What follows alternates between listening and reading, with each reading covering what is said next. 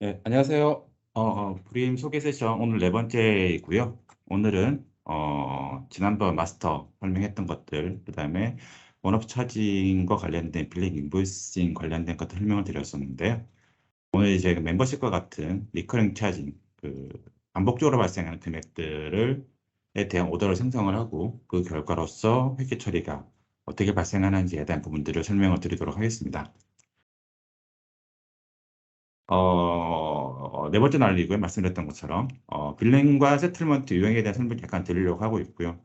그리고 불임상에서 돌아가는 리커링 차지에 대해서 트랜잭 플로우에 대한 부분들도 말씀을 드릴 겁니다. 그리고 B2B 프로세스를 구성하는 데 있어서 저희가 지금 크게 SD 모듈을 사용해서 저희가 전체적인 모습을 설계할 수도 있고요. SD를 통하지 않고, SD를 통해서 빌링하겠다는 얘기죠. SD를 통하지 않고 SD가 존재함에도 불구하고 저희가 브림의 CI/CD 기능을 통해서 청구, 빌링을 할 수 있는 형태로 구성을 할 수 있습니다. 그 얘기도 세 번째 말씀을 좀 드리도록 하겠습니다. 지금 오늘 리마인드인데요. 테스트 시나리오는 이미 많이 보셨기 때문에 건너뛰고요. 테스트 시나리오 중에서 지금 멤버십과 관련된 부분들을 말씀드리겠습니다. 저희가 기본적으로는 지금 저희가 그린 모델 자체는 프리페이드 형태죠. 지금 현재 리커리와 관련돼서 22년 10월에 서비스를 가입을 하고 매달 10씩 해서 1년에 이식하는 구조인데요. 오늘은 저희가 이거 이제 프리페이드 모델이니까 포스트페이드 후불 결제 모델부터 먼저 보여드릴 예정입니다. 그래서 매달 저희가 오더를 생성을 하게 되면 저희가 사전에 저희가 멤버십 비용을 지불하지 않고 매달 10불이 청구되는 형태로 지금 설명을 드릴 예정입니다. 그래서 오늘 그런 형태로 오더가 만들어지고 빌링 인보이싱이 진행될 예정이고요. 포스트페이드는 다음번에 설명을 드리도록 하겠습니다. 제 부리면서 얘기한 기본적인 빌링과 세틀먼트는 크게 세 가지입니다. 지난번에 보셨던 원업 차지, 그러니까 저희가 가입비와 같이 일회성에 발생하는 비용들이 대상이 될 것 같고요. 오늘 설명드릴 서브스크립션, 리커링과 관련된 그러니까 정액 비용이 주기적으로 청구가 되는 걸 의미를 하는 거죠. 뭐 매달이 될 수도 있고요. 뭐 매월이 될 수도 있고 또는 연단위로 발생할 수도 있습니다. 이런 것들에 설명이 될 것 같고요. 마지막에 이제 UCG 베이스인데 사용량에 따라서 가금되는 형태입니다. 이게 상당히 유연하고 자유롭고 또는 비즈니스 모델에 따라서 다양한 프로모션 정책과 이게 결합되어서 진행이 될 텐데요. 어떤 형태든지 저희가 그림에서 얘기하는 청구나 정산 모델 이 세 가지 범주 안에 포함이 되고요. 이 세 가지 범주를 잘 조합을 하게 되면 저희가 원하는 형태의 청구 정산 프로세스와 시스템을 만들 수 있도록 되어 있습니다. 네, 트렌치 플로우입니다. 지난번 원오프에서도 비슷한 부분을 보셨을 텐데요. 리커링 관련된 부분들은 기본적으로 저희가 프로덕을 생성을 하고요. 프로덕에 따라서 컨디션을 만든 다음에 서브스크립션 오더를 만들게 됩니다. 이 서브스크립션 오더를 서밋을 하게 되면 서브스크립션 컨트랙이 생성이 되고요. 오더를 통해서 FICA의 프로바이드 컨트랙이 생성이 됩니다. 이후에 컴포넌트 인보이싱 쪽에서 빌링 플랜을 만들게 되고 빌러블 아이템이 생성이 되면 저 빌러블 아이템 기반으로 저희가 전표가 생성되는 구조로 설명을 드릴 수 있을 것 같습니다. 아직까지는 좀 단순한 모델들이고요. 이것들이 아주 UCG라든가 또는 파트너 정상까지 가게 되면 지금 화면에서 보시는 여러 가지 기능들 외에 추가적인 것들을 통해 가지고 전체적인 플로우가 완성이 될 예정입니다. 네, SD 빌링을 통해서 저희가 브림과 SD 빌링을 통해서 청구가 되는 형태의 어떤 아키텍처가 설명이 되는 것들이고요. 사실 이런 식으로 구성도 가능하고요. 근데 이제 이런 식으로 구성하게 되면 저희가 기본적으로 FI의 AR 기반으로 서브레츠가 만들어진, 그러니까 커스텀 기반 서브레츠가 만들어진 구조가 되는 것들이죠. 일반적으로 저희가 B2B 거래에서는 이런 형태의 구성도 사실은 가능합니다. 예, 가능하고 제가 크레딧 매니지먼트 쪽은 사실은 이제 B2B 거래에서든 다양한 형태로 구성이 될 수 있기 때문에 큰 문제는 없습니다만 저희가 B2C 거래에 대한 크레딧 매니지먼트 하겠다고 그러면 사실 이 모델보다는 저희가 SD 쪽에서 빌링 다큐멘트를 CI 쪽으로 가져와서 CI 쪽에서 FICA 레벨로 서브레지를 구성하는 것들을 추천을 드립니다. 왜냐하면 결과적으로는 저희가 여신 관리의 기본적인 어떤 부분들이 B2B 거래에 있어서는 계열 벤더보다는 컨트랙 매니지먼트 레벨로 서브레지를 구성하는 것 자체가 프로세스상 필요하기 때문에 그런 것들이고요. 예. 아래쪽에만 B2B FICR로 되어 있긴 합니다만 기본적으로 와이파이-C가 좀 더 강력한 성능을 발휘하는 쪽은 B2B 거래보다는 B2C 거래라고 저희는 인지를 하고 있습니다. 네, 여기까지 설명을 드렸고요. 서희사님께서 계속 진행해 주시겠습니다. 안녕하세요. 리커링 부분에 대해서 진행을 하도록 하겠습니다. 저희 한 번 더 앞에서 만들었던 마스터 부분들을 한번 되짚어 보면서 새로 만들어지는 비즈니스 파트너 그리고 컨트랙 어카운트를 통해서 리커링에 대한 서브스크립션 오더를 만드는 걸 보여드리도록 하겠습니다. 기존에 비즈니스 파트너를 만들면서 만든 이후에 그 컨트랙터 어카운트를 만드는 과정을 보여드렸었습니다. 지금은 조금 더 개선을 해서 그 만들어진 BP에서 바로 컨트랙터 어카운트가 만들어지도록 저희 설정을 해놨고요. 그거에 대해서 좀 보여드리도록 하겠습니다. 회원번호 11111로 만들고요. 필요한 정보들을 추가적으로 입력을 해줍니다.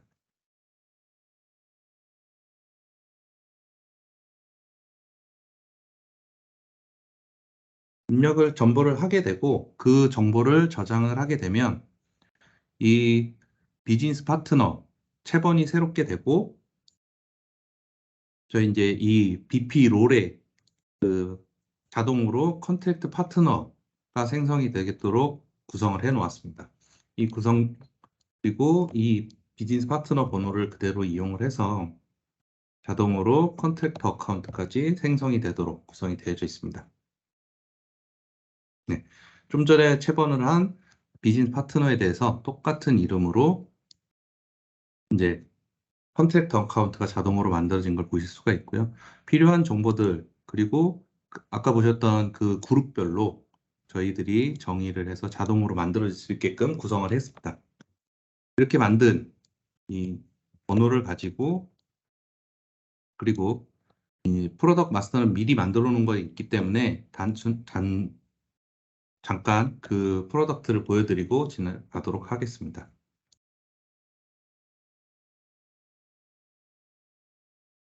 네, 멤버십과 관련된 리커링 프로덕트이고요.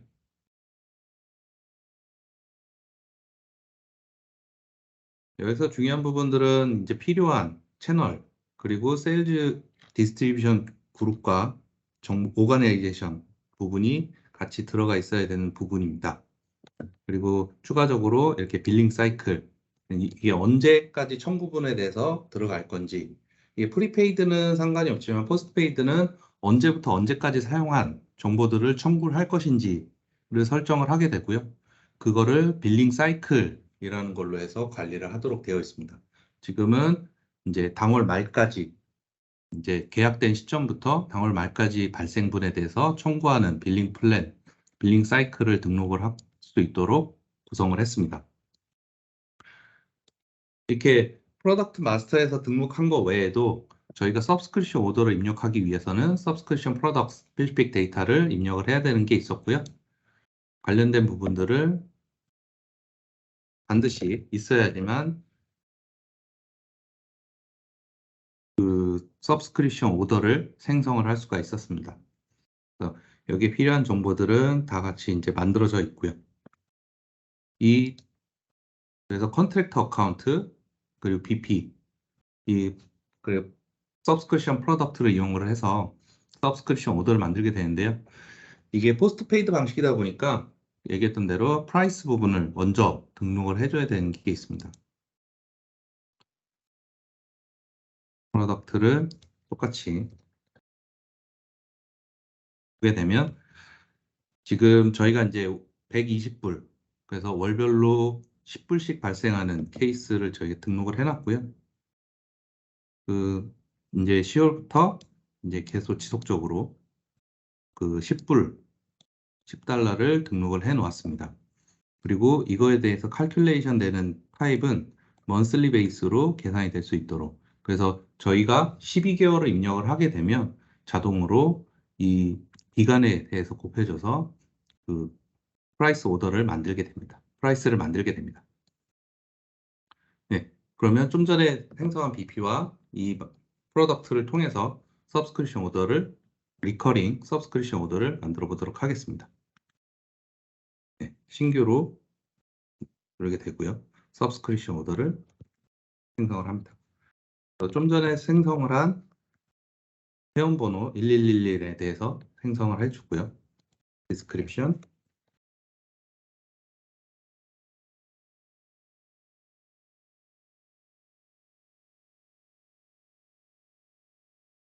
넣어주시고 금액은 USD. 이걸 만약에 KRW나 이런 걸로 입력을 하게 되면 등록된 프라이스를 기반으로 그 환율을 시점의 환율을 적용해서 자동으로 계산이 되도록 되어 있습니다. 지금은 제 USD로 진행을 하겠습니다. 조직에 대한 정보들,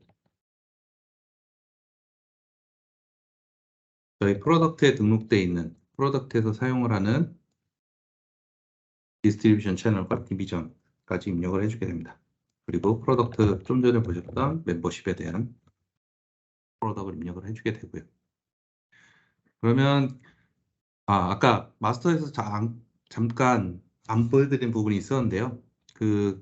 기본적으로 이 프로덕트를 어느 기간 동안 사용할 거냐에 대해서 안 보여드렸었는데 지금 이 프로덕트에 대해서는 기본적으로 12개월이 등록될 수 있도록 제가 마스터를 등록을 하면서 같이 등록을 해놓은 상태라 입력을 하게 되면 자동으로 12개월 동안의 기간이 계산이 되도록 되어져 있습니다.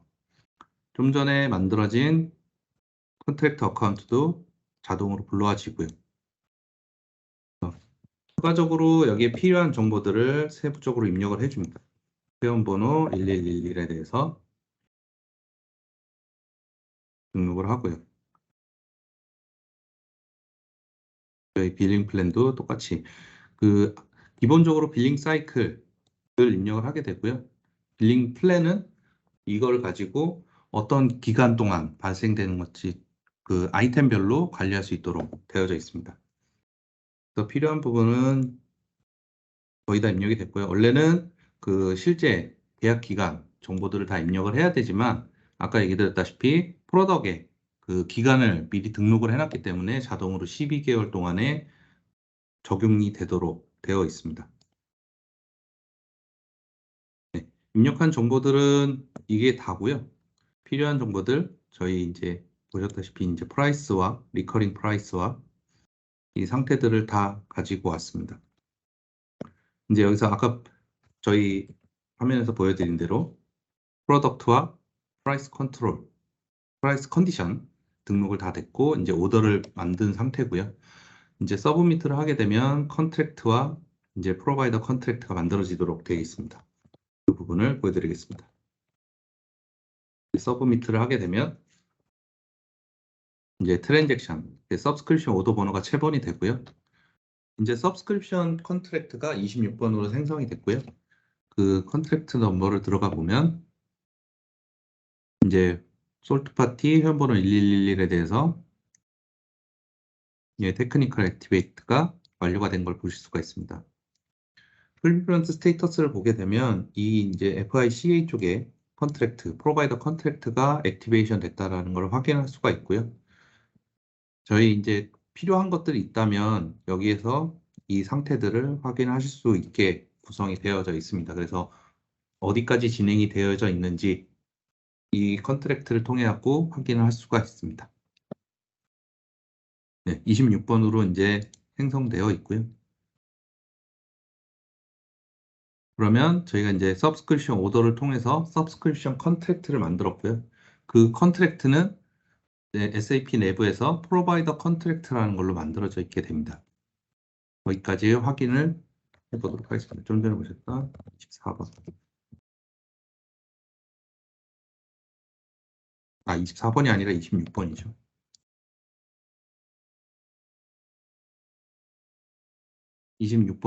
그래서 멤버십에 대해서 이렇게 프로바이더 컨트랙트가 정상적으로 생성된 것을 확인할 수 있습니다. 아까 잠깐 얘기하다 말았던 프로덕트에서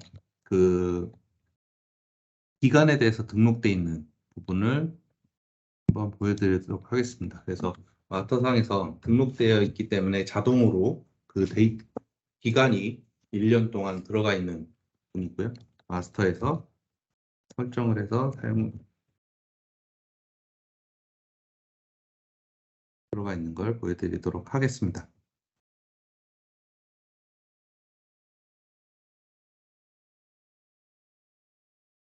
그래서 저희 디스트리뷰션 채널 쪽에 등록이 되어져 있고요.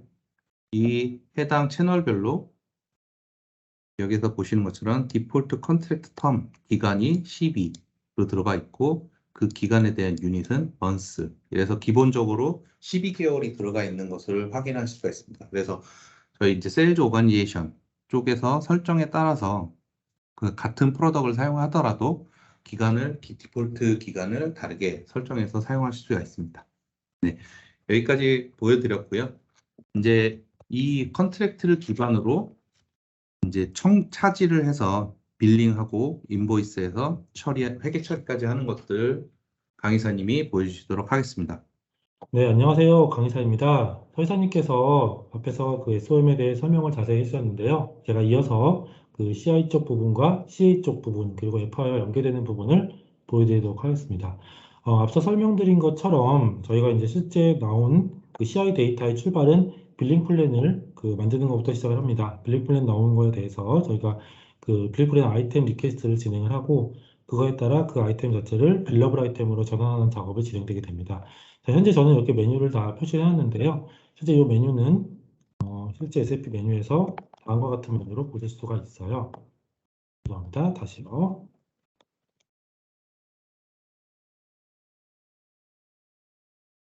메뉴에 들어가 보시면 그 CA 쪽 메뉴에서 보실 수가 있을 겁니다. 자, FI 메뉴에 보시면 CA 메뉴가 별도로 있고요. 그 안에 CI 메뉴로 들어가시면 해당 내용을 보실 수가 있을 겁니다. 여기 보시면 빌링 플래너 메뉴가 있고요. 여기 리퀘스트 빌링 플래너 들어가면 되겠습니다. 자, 아까 그 리퀘스트 된 날짜가 11월 말이었기 때문에 11월 30일로 진행을 할 거고요. 해당 비즈니스 파트너가 새로 만들어진 부분이 26번으로 알고 있습니다. 보시면 이 중에 최종 26번 파트너를 선택하도록 하겠습니다. 자, 실행을 하게 되면 네, 이렇게 빌링 플랜이 선택이 됐고 그거에 따라 빌링 플랜이 빌러블 아이템을 하기 위한 리퀘스트가 진행된 걸 볼 수가 있습니다. 자, 빌링 그 다큐멘트가 생성이 됐기 때문에 빌러블 아이템 쪽으로 이동해서 빌러블 아이템을 만들어 보도록 하겠습니다. 자, 해당 내용을 진행해 보면요. 자, 26번 비즈니스 파트너였죠. 돌려보면 현재 상태를 보시면 빌링 리퀘스트가 진행됐기 때문에 로그 데이터가 생성된 걸 보실 수가 있고요. 저희가 트랜스퍼라는 행위를 통해서 이 데이터를 그 빌러블 아이템으로 전환을 시킬 수가 있게 됩니다. 현재 상태가 지금 로그 데이터가 되어 있는데요. 선택하시고 트랜스퍼 진행을 하면요. 이렇게 정상적으로 트랜스퍼가 진행되고 상태가 이렇게 변경된 걸 볼 수가 있습니다. 빌러블 아이템을 전환이 됐죠. 자, 여기서 실제 그 내용을 조금 보고 가겠습니다. 해당 내용에서 이제 빌링 플랜에 대한 내용과 그 히스토리 내용들을 이렇게 보실 수가 있고요. 추가적인 정보를 이렇게 확인하실 수가 있습니다. 연결된 정보를 보실 수가 있고요. 자, 이어서 계속 진행을 하겠습니다. 자, 빌링을 진행해 보면 해당 날짜가 월 말이었기 때문에 30일로 진행하도록 하겠습니다. 필요에 따라 뭐 시뮬레이션 같은 것도 가능하고요. 실제 익스퍼트 모드에서 좀 다양한 형태를 가능하고 대량 처리할 경우에는 다이얼로그 없이도 진행이 가능합니다. 자, 실행해 보도록 하겠습니다. 라인이 떴고요. 전체 선택이 된 상태에서 선택이 된 상태고요. 자, 여기 보면 이제 빌링 유닛으로 전환이 됐고요. 해당 내용을 최종 실행하게 되면 이제 빌링 문서가 만들어지게 됩니다. 자, 보시면 선택된 그 컨트랙 어카운트와 그 빌링 다큐멘트가 생성된 걸 보실 수가 있고요. 실제 빌링 다큐멘트로 이동해 보도록 하겠습니다. 자, 보시면 상세한 뭐 빌링 타입이라든가 관련된 회사 코드 그리고 이제 사용되는 뭐 트랜잭션 이런 것들이 보이는데요. 이걸 이용해서 이제 실제 CA 쪽에 단표가 생기게 되고 나중에 FI 쪽과 연결되도록 되어 있습니다. 자, 빌링 다큐멘트 쪽을 보시면 소스 데이터를 보실 수도 있고요. 레퍼런스 데이터도 보실 수가 있고 상세한 그 스토리 내용을 보실 수가 있게 되겠습니다. 자, 보시면 빌링 다큐멘트를 보셨고요. 자, 이어서 여기서 인보이스 진행을 해보도록 하겠습니다. 자, 상태를 보시면 현재 빌링이 됐고 인보이스가 아직 진행되지 않았다라고 볼 수가 있겠죠. 그 앞서 SD 쪽에 대한 말씀을 좀 하셨는데요. SD 쪽에서는 이제 빌링 문서가 한 번에 만들어지면서 인보이싱까지 진행되지만 그 CI 쪽에서는 빌링과 그 인보이싱이 구분되어 있어서 빌링을 처리하고 또다시 인보이스를 진행해야만 그 시점에 CA 다큐먼트가 생성되도록 되어 있습니다. 자, 인보이싱을 진행해 보도록 하겠습니다. 자, 날짜는 아까 보시는 것처럼 똑같이 월말을 진행하도록 할게요. 여기 떠있는 레퍼런스 값이나 이런 것들은 자동으로 생성해주는 값이고요. 필요에 따라 사용자가 다 이렇게 변경하실 수가 있겠습니다. 진행해 보도록 할게요. 자, 새로운 그 레컨실리전 키를 생성하게 되겠고요. 나중에 말씀드린 것처럼 웹파일 쪽과 연결되는데 사용하게 됩니다. 키가 생성이 됐고 이제 인보이싱을 진행하도록 하겠습니다. 자, 보시는 대로 정상적인 그 인보이싱이 진행이 됐고요. 여기 컨트리 어카운트 단계에서 진행에 문제가 없었고 인보이싱 다큐먼트가 정상적으로 생성됐다라고 하면서 소스 다큐먼트까지 진행이 이상 없이 된 걸 보실 수가 있습니다. 자, 인보이스 다큐먼트로 이동을 해보도록 하고요. 자, 여기서는 이제 아까 빌링과 약간 다르게 상세한 그 다큐멘트 내용을 보실 수가 있고 전표와 연결이 되게 됩니다. 그래서 어떤 계정으로 어떻게 되는지도 좀 더 디테일하게 볼 수가 있겠죠. 자, 아이템 내역이 어떻게 넘어왔는지 볼 수가 있고요. 포스팅 다큐멘트 쪽으로 가면 실제 CA 다큐멘트가 생성된 걸 보실 수가 있습니다. 언어가 이렇게 연결이 되어 있고요. 자, 빌러블 아이템이 어떤 걸 통해서 넘어왔는지 그리고 소스 다큐멘트가 어떤 거인지 볼 수가 있고요. 자, 아까 보셨던 걸 제외하고 실제 다큐멘트로 이동해 보도록 하겠습니다. 네, 지금 보시는 부분이 CE 다큐멘트고요. 지난 시간에 설명드렸던 것처럼 비즈니스 파트너 아이템 부분과 그리고 GL 아이템 부분으로 구성되어 있습니다. 자, 비즈니스 파트너 아이템을 보시면 이렇게 그 아까 생성했던 비즈니스 파트너에 대한 정보를 가져오게 되고요. 상세한 내용을 보시게 되면 이렇게 어떤 계정을 연결되는지 이 값에 의해서 GL 계정이 향후 그 웹파일 쪽에 넘어갔을 때 어떤 계정을 연결되는지 볼 수가 있고요. GL 아이템은 보시는 것처럼 텍스트를 포함하고 있고 어떤 계정으로 연결되어 있는지 이렇게 보실 수가 있겠습니다. 네, 이렇게 헤더를 보시게 되면 아까 제가 생성했던 레컨 키를 보실 수가 있게 되고요.